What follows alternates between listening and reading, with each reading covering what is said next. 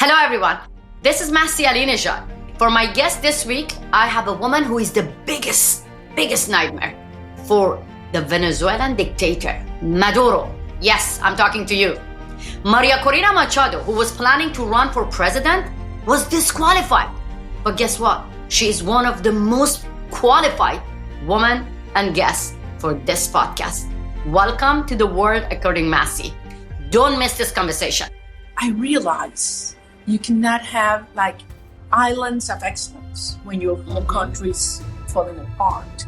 We have a lot of female, Beyonce in Iran, Lady Gaga in Iran, but they all left after the revolution. They all left Iran because the revolution became a revolution against women. That's why we were able to defeat them under their own rules. Nobody expected that to happen. You know how many times I've heard, that's impossible, that's impossible, that's impossible, and we do it. And we're gonna do it again. Perhaps that's one of the biggest pains I've had in this journey. Seeing people that I used to call my friends betraying us. Betraying the cause, betraying Venezuela, not only me.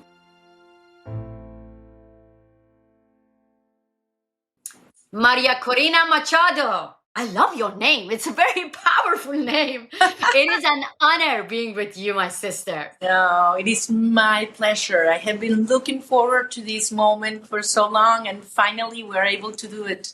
You know how much I respect, admire, and love you, and this is great. Maria, can I say hola, amiga? Of course. No, how you say my sister? Hermana?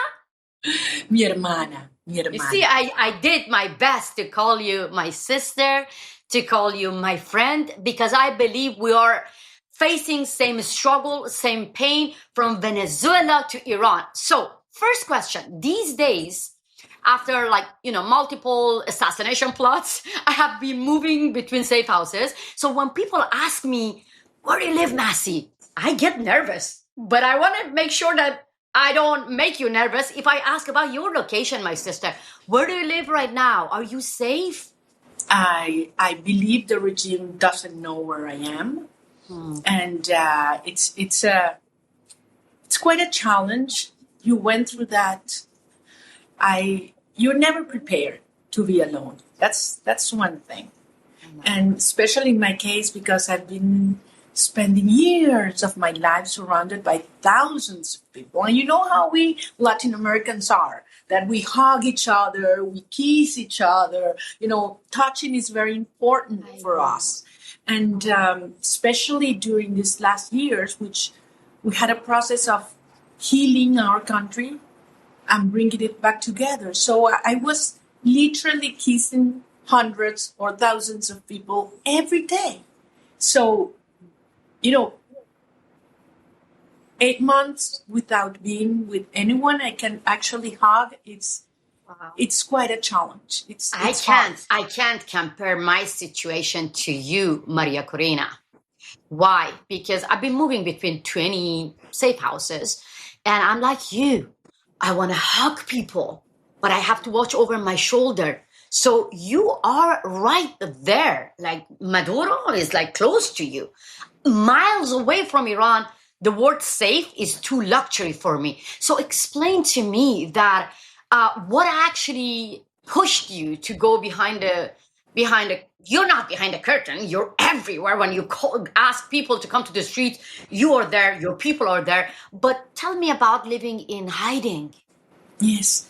Well, I had to make this decision because I realized that it would be a blow for our movement if they catch me and put me behind bars or else.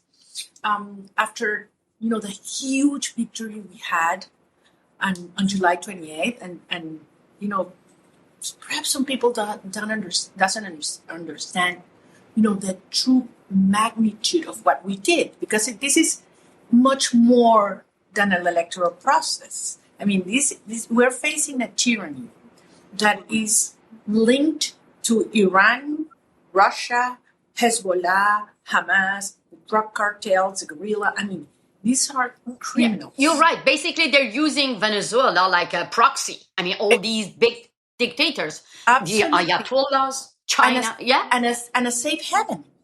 safe So haven, that, you know, these forces can come into Venezuela that has huge natural resources, that is located in a strategical positions to take control of our territory, and from here destabilize all Western democracies. I mean, Yes. that's their goal. I mean, it's Tehran, you know, 5 hours away from Washington. I mean, that's it. And that's how finally I think it's been understood. But going back to what you asked me, I mean, the country 2 years ago seemed hopeless. And the regime had been very efficient dividing us, you know, between rich and poor, white and black, and left and right, those who are here, those that have left, you know, dividing society. So that's dictators. They know how to divide us, and that's how they survive. Absolutely. And they're very effective and not very original, but they have this huge propaganda machine, you know, and they used to have, you know, handovers and handouts to people and get people afraid or threatened that they would lose any benefits in a country that has over 80% of our population in poverty, because they through corruption they sacked the country. So we decided to get a country together on our feet and tear down those barriers. And Maria, we will get there. We have plenty of time. I'm gonna get you there. But because I want people to know how you started, I really want to know that you started from industrial engineering, something like that. And how come you had this transition to get involved in politics? Especially, I'm asking this because I'm coming from a country, women are not even allowed to run for president. But for me and millions of women in the Middle East, across the globe, was the beautiful moment that you decided to challenge the dictator in your country and run for president. You are my president. So I want to know that. What was the transition? Yeah, you know, I have to be super honest. I've said this before. I never, ever thought of getting involved in politics. I mean, my generation grew like, you know, politics, that's dirty. It means you have to make compromises with your values. That's the last thing I would do.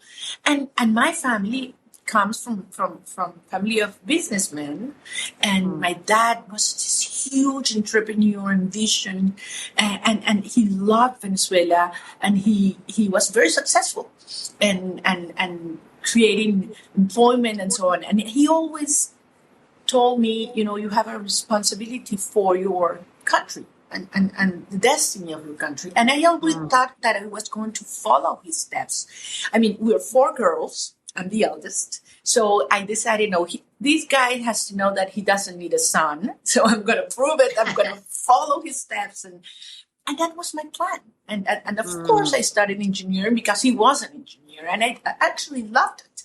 But, you know, things changed dramatically when Hugo Chavez arrived. And I realized you cannot have like islands of excellence when your whole country's falling apart. So I decided to leave my job, and I started working with an NGO. I promoted an NGO to take care of homeless kids.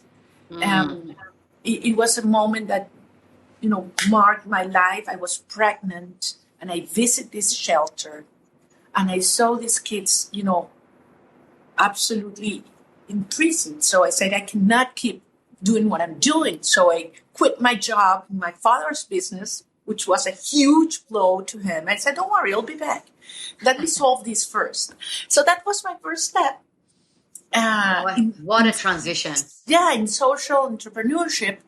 And then, you know, with Chavez creating these huge political tensions, we decided to create an NGO that would defend the right to vote and call for a referendum. And that was Sumate, and that was in 2002. So it was like a natural next step, getting closer, Yes, so you closer were part of the to politics. wow. Maria, we had a revolution in Iran where, I kept asking those who were involved in revolution in Iran, the Islamic revolution, that we had a lot of social freedom. Like women were allowed to go to stadium, women were allowed to, attend a mixed party, showing their hair, singing. We had a lot of female, Beyonce in Iran, Lady Gaga in Iran. But they all left after the revolution. They all left Iran because the revolution became a revolution against women, against minority, against people. So those who were telling me that we were looking for greater political freedom, and that's why we overthrew the Shah's regime, they actually now saying that not only we gain social freedom, we actually, political freedom, we actually lost our social freedom as well. So that happened in Iran. I want to know about the revolution in your country. What really happened to Venezuela? Because Venezuela was the richest country, beautiful country. And I want to know that what happened and the revolution itself and the situation right now. Yes, and it's a long journey. And it's very hard to understand because, in fact, as you say, Venezuela has the largest oil reserves in the world and used to be the richest country in the region. And now it's even poorer than Haiti.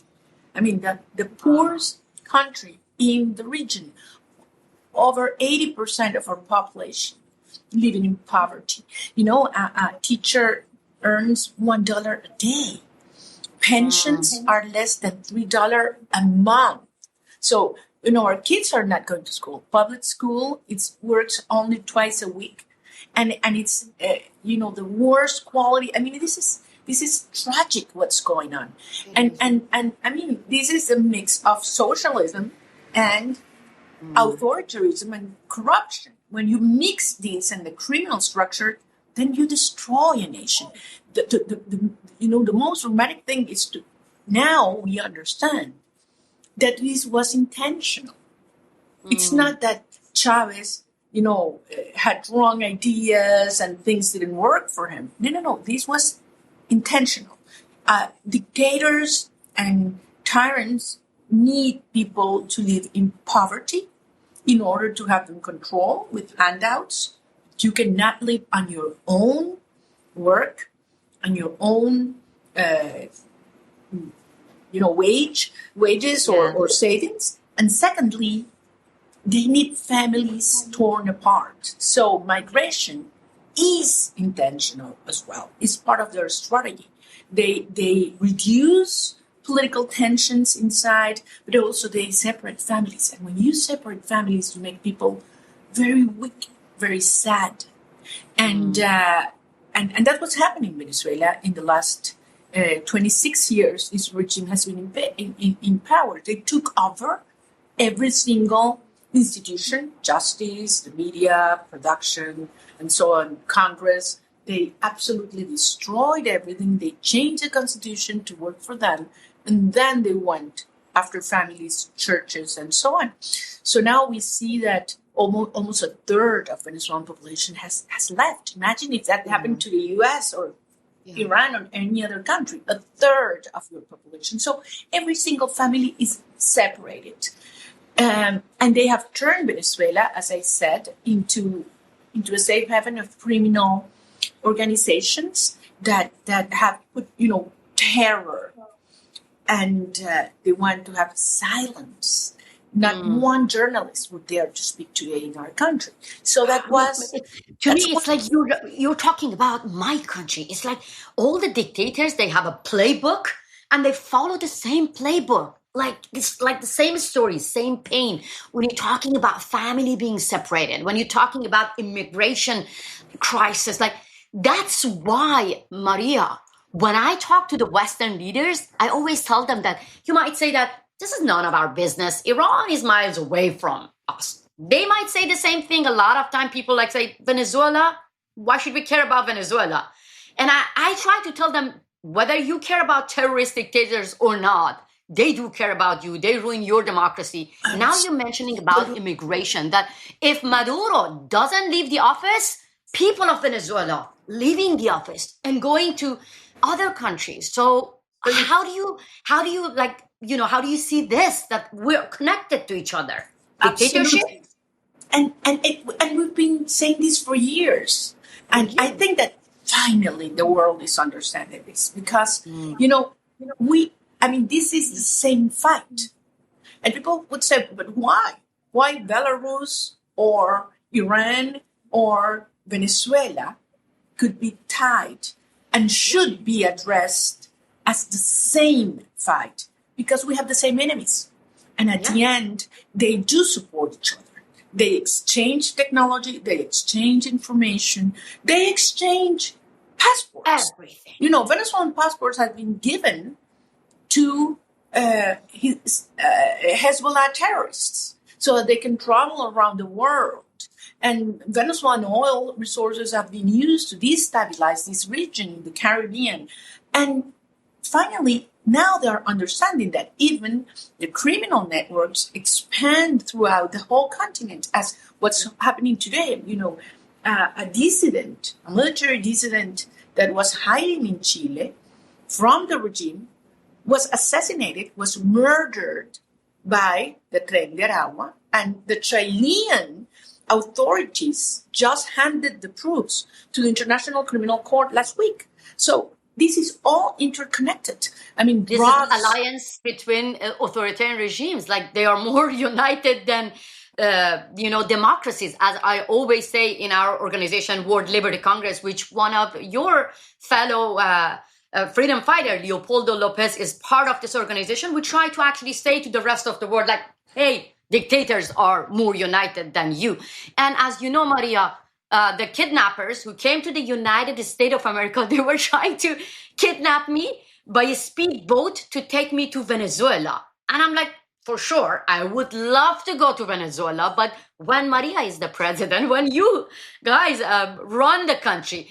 So that actually shows you how dictators are supporting each other, like backing each other, voting for each other at the United Nations. What should we do? I know that you try to run the country and get control of the country because your people are not happy that the way dictators are supporting. But tell me more about this. What should we do? Yeah, absolutely. And I just want to insist on one thing. The proof is there. The intelligence community worldwide know the relationship between the Iranian regime and Maduro. And they have said it publicly. How Venezuela has supported Iran and Hezbollah to bypass sanctions, and now Iran has been supporting Maduro as well. So this is a moment in which, they have to be serious. There are many things that ought to be done. First of all, information has to make public. There are sealed indictments in the U.S. justice system as well as in Europe and in countries in Latin America. We need to make this information public. Why? Because these kind of regimes can be defeated and will be defeated when you have a law enforcement approach. This is not a conventional dictatorship, and the incentives do not work as with one system with the other. And so these are criminals, and criminal organizations start to fall apart when they have their resources reduced, and when there is a credible threat that makes them understand that the cost of staying in business, in this case, in power by force in Venezuela, the cost is higher than the cost of living power. And I believe that we are moving in that direction. I think that recent decisions by the Trump administration are correct, and they are being put in place. And as long as they are really enforced, you get more and more pressure within the system, within the regime, to turn these divisions and tensions into real fractures. And then you will have factions, and then you will have individuals that truly understand that if they want to save themselves and their families, they have to help the transition to take place. So that's how we need to move. And certainly we need the whole world saying this. I mean, we have to recognize the huge achievement of the Venezuelan people. We defeated the regime by more than 40 percentile points. So we have a legitimate president who is Edmundo González Urrutia, and we have to make the regime understand that no one is going to turn the page, so that things are going to get worse and worse for them every day that goes on. We're going to get back to how you're trying to convince the US government and the Europeans to recognize Edmundo González. But before getting there, I really want to know about your, private time that you decided to fight against Maduro. Because you said you're a mother. I think mother of 3 children? Yes. Yes, I'm a mother as well. So tell me, did you talk to your children? Did you talk to your team, your friend, other opposition group that you want to run for country, you want to run for president? And what happened? Tell me about those moments because I know that you never had a state media helping for your campaign, or tell me about it. Well, I was telling you before how I was going, getting closer and closer to politics. It came a time in my life when I said, I have to stop complaining about politics and politicians, and let me give it a try. And I had all the conditions for failure, every single one, and everybody told me it's impossible. You will never get there because you're a woman, because your family is well doing, I don't come from a poor background, and that is usually used as a liability, because it's very, very, it's manipulative. I had no previous political experience. I was divorced with 3 children. I had every single condition not to be successful, and everybody remind me that you say there will never be a social movement, a political movement in Venezuela, leader inspired by a woman. That's not going to happen. That's what I've heard, and I decided to do things our way, and I say, I'll tell the truth, and even if it's costly, I'll simply go for it. And if I failed, I would have tried, and I will try my best. And I would give my life for this. I can only conceive my life with freedom in Venezuela. And that's the legacy I want to give my children. So we started from scratch and created a political movement with a lot of young people. We decided to invest all our resources in training and organization. And, one thing brought the other. Veinte, our political party, started 13 years ago. We're a young organization, but it has turned into the biggest political movement right now. And we have structures all over, not only the country, but around the world, where there is a group of Venezuelans. We are also organized there. And it was very hard for my children because they knew the kind of danger I would face. I think we never imagined the cost it would mean for our family. That I have to confess that we never imagined that it would mean separation for such a long period, for so many years. I mean, tell me more about it. Like, sometimes you even carry the guilt on your shoulder, like when dictators separate your family, when dictators in my country bring family members on TV and force them to do false confession against you, to denounce you. You know that your family members will be the target of assassination plot or forced disappear. These things always are with us, are with you. No, it's like maybe I'm putting the lives of my family member at risk. I think that's the hardest part, dealing with guilt. And I've talked about this with many friends. And I think that's something, especially women, we need to overcome. And in societies that are very conservative as ours, in which, women is supposed to take care of the family and the children, and men are the ones supposed to do the rest. No, and our generation decided we want it all. We want to do it all. Why not? And that's the kind of example I want to give my daughter and other. Well, today I feel I have millions of children. And wow, that's beautiful, Maria. That's beautiful. And I tell them there's no limit. You put your own limits and you just go for it. And but guilt, it's something that's really hard to deal, but it's very bad for you. And I'm not good at it. And that's something I've been working on it for many years, how to deal with guilt. Because of what you say, when there's a political prisoner, when there's someone that has to run away or it's hurt by the regime because we call for peaceful protests. And then, I am the one that has to call the mother or the children and explain what's going on with our political prisoners. So that's something that's very painful.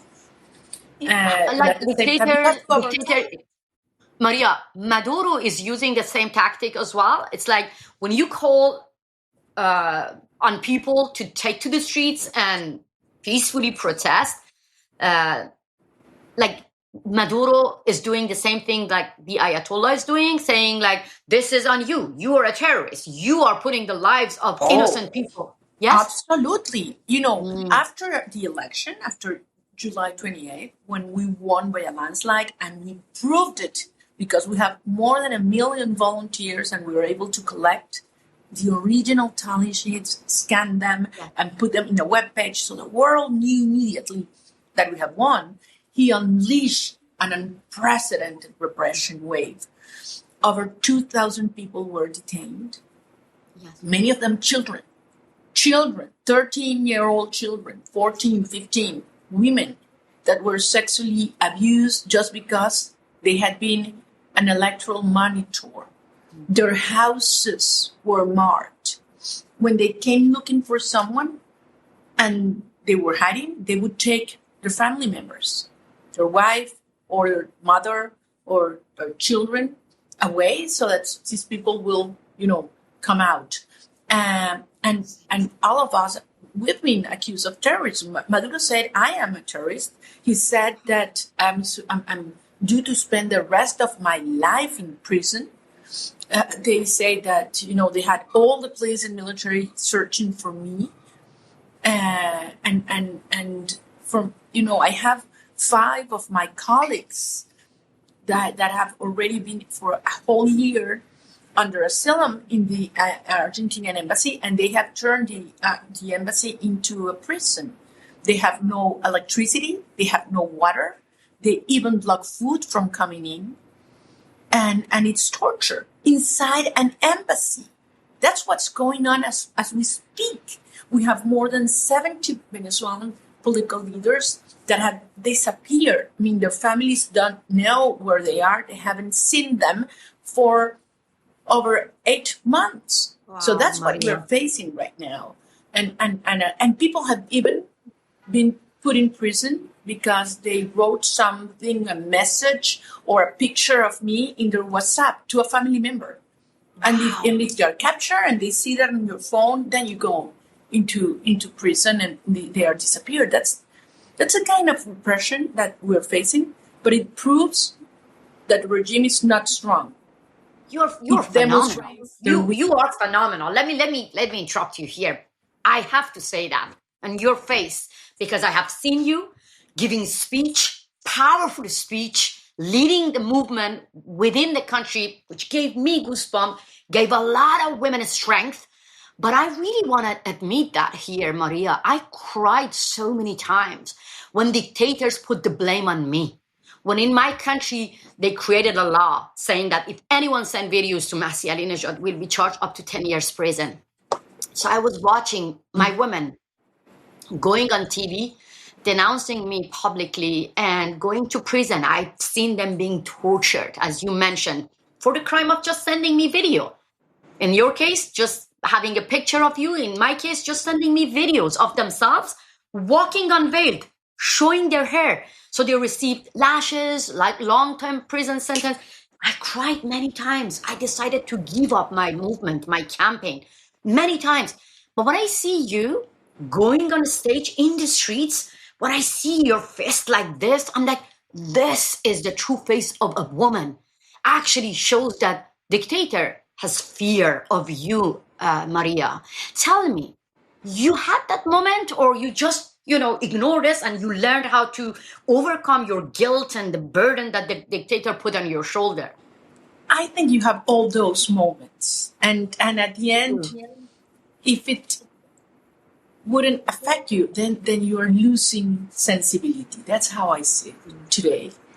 Look, I mean, I've learned so much of thousands, I'd say millions of courageous Venezuelan women that deserve so much, credit because they are anonymous.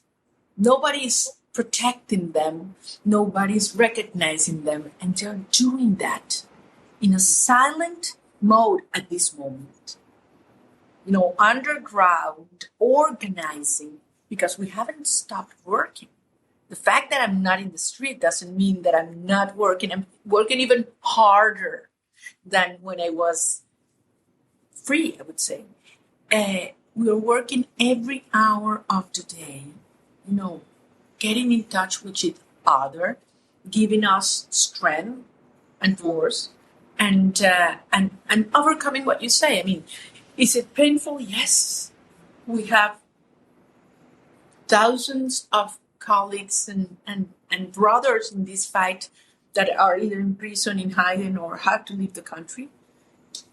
But they're the reason why we keep on doing this. And the fact that, as I said before, I believe this regime is in their worst position ever, weaker than ever. They have lost the hearts, the minds, the streets. They had lost at the ballot boxes. They were absolutely, defeated by a landslide.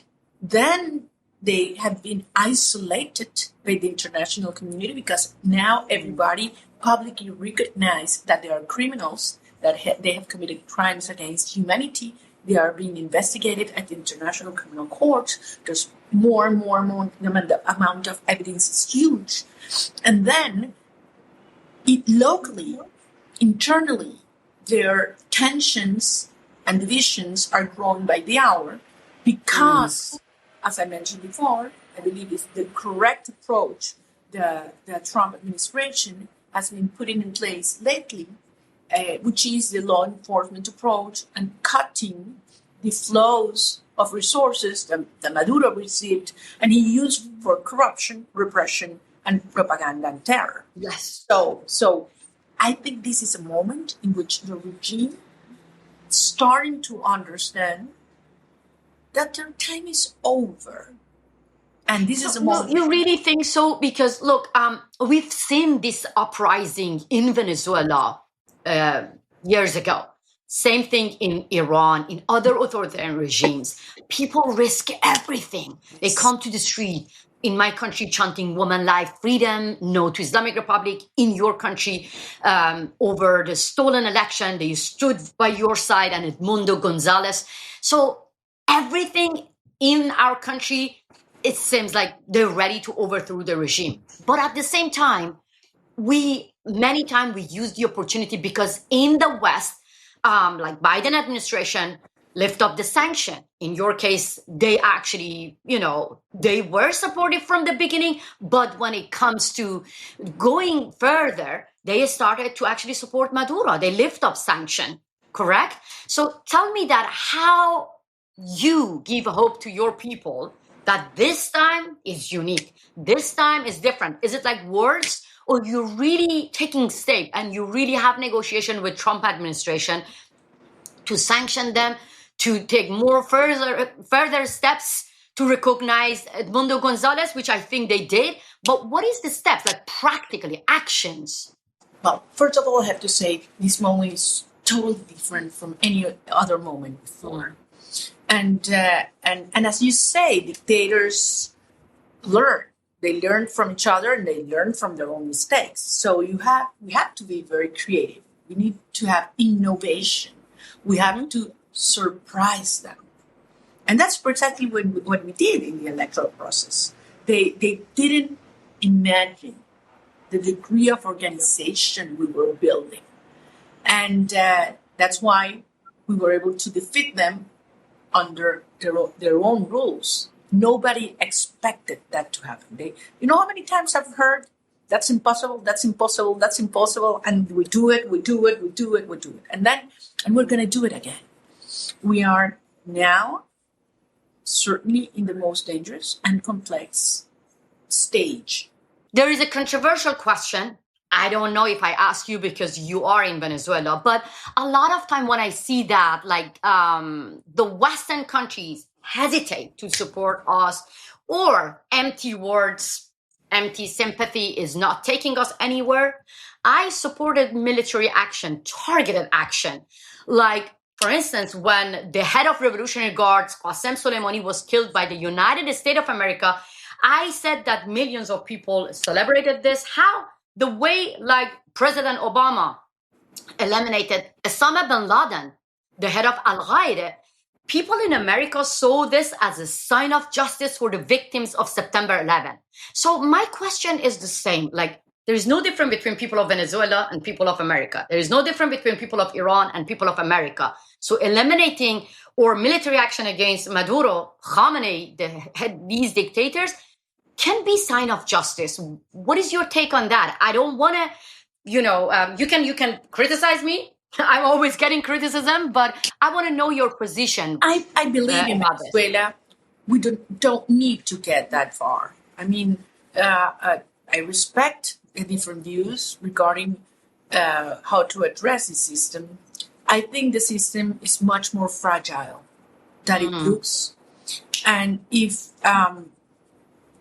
these decisions are enforced, and if they move forward in terms of having international justice, apply justice, and having the information that has been already proven in public, and given the correct incentives to those that still support the regime, which are very few. This is super important. I am absolutely convinced that mid to low levels in the armed forces and the police in Venezuela won't change as much as we do. And we wouldn't have been able to collect our tally sheets in the election if it wasn't for the cooperation of the military that were deployed all over our country. So there are things that ought to be done now. They should be done in a firm way, in a very coordinated manner. What we need to do inside and the actions that should be taken abroad. It is very important, and that's why I appreciate so much what you do to speak out and tell the truth. I mean, we need Europe to get really committed, because some of these countries in the recent past, have even supported Maduro or whitewashed his face. So this is the kind of actions that we need to demand from other countries, as well as Latin America, in which, I think today it's pretty clear that even those governments on the left that used to be close to Maduro now, don't want to get close to him because he's turned toxic for his criminal nature. The credit goes to the people of Venezuela, but I have to say that the opposition, you yourself, Edmundo Gonzalez, Leopoldo Lopez, I've seen you these days having back-to-back meetings, participating in different conferences together. And Maria, that scares dictators because they always want to divide you, In the case of like Russian opposition, Belarusian opposition, the opposition in Iran, sometimes dictators are successful to divide us and using some part of the opposition to attack other part of the opposition. What happened to you I really want to learn that how come that the opposition in Venezuela finally are united? That's a super important point because this is not, as you say, this is something not new. Along the history of humanity, you've seen around the world how, these regimes use all kinds of tools from money to threats to blackmail. They use everything to break people down. And not only politicians. You see that businessmen, you see that in the academy and universities, you see that in the even union movements and workers, even in the church, because they are very cruel. And here we have this Cuban intelligence and know-how that is very effective in even getting good people underneath, breaking them down. And perhaps that's one of the biggest pains I've had in this journey. Seeing people that I used to call my friends betraying us, betraying the cause, betraying Venezuela, not only me. Yeah. So we 2 years ago understood this, and that the only way we could empower a new leadership was having the people choose, making it a decision from, grassroots up. And that's why the primary process that took place on October 22nd, 2023, for me, it is the point where all started. It's an inflection point because we were threatened by the regime, public employees, if they participated, violent actions and so on. They thought it wasn't going to be successful, perhaps a couple 100,000 people participating. And that day, we see over 3 million Venezuelans showed up. And, we were making history. I think it is the most impactful citizen event of defiance, of challenging the regime.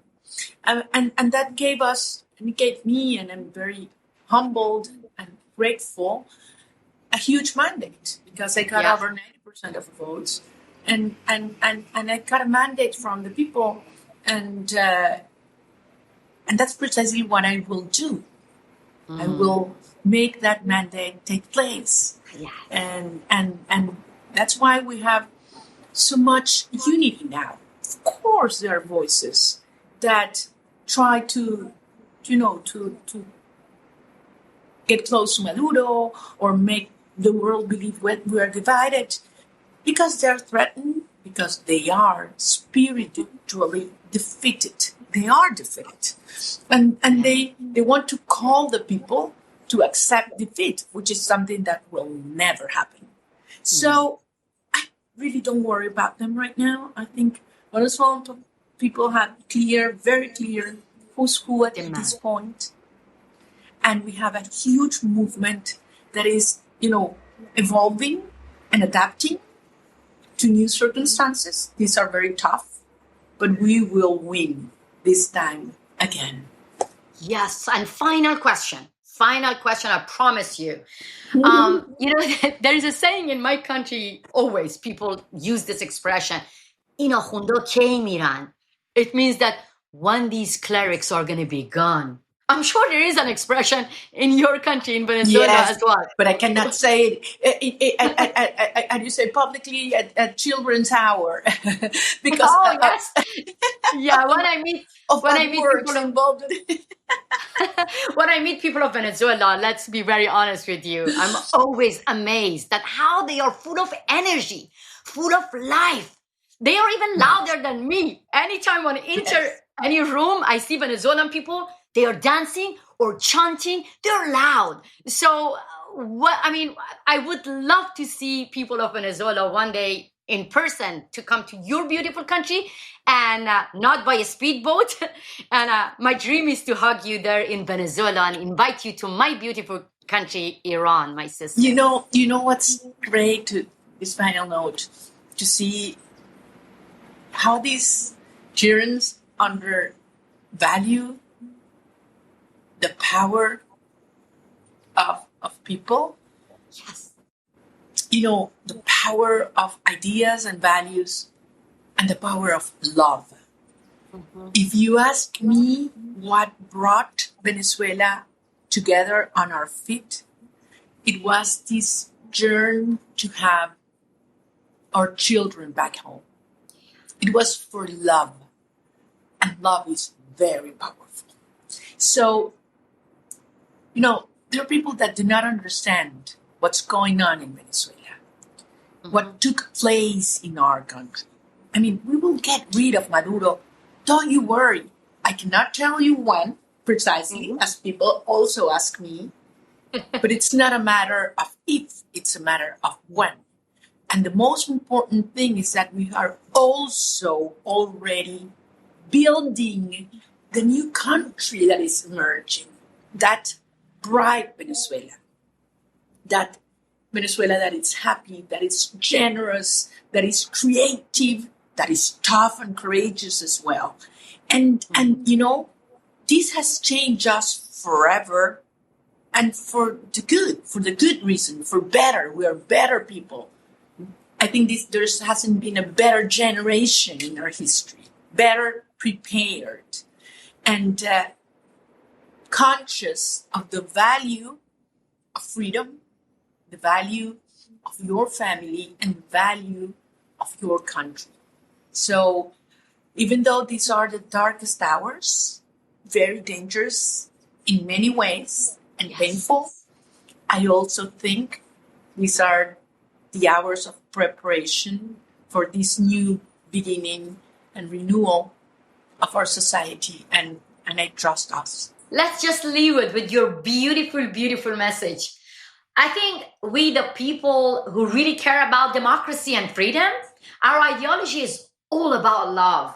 On the other hand, Maduro, Khamenei, and all the dictators' ideology is all about death.